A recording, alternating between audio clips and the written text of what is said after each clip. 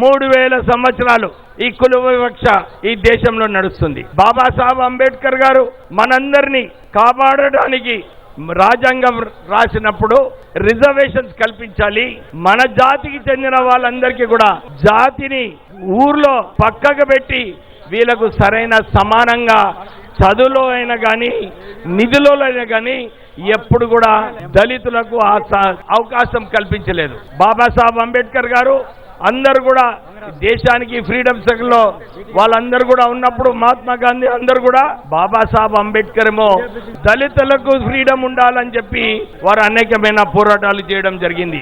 బాబాసాహెబ్ అంబేద్కర్ గారు మనకు ఆర్టికల్ 341లో ఏదైతే ఇచ్చారో దళితులందరూ కూడా హోమోజినస్ గ్రూప్, వీళ్ళందరికీ కూడా కుల వివక్ష వలనే రిజర్వేషన్స్ కల్పించాలని చెప్పి బాబాసాహెబ్ అంబేద్కర్ గారు ఆర్టికల్ 341 ఇంట్రడ్యూస్ చేయడం జరిగింది.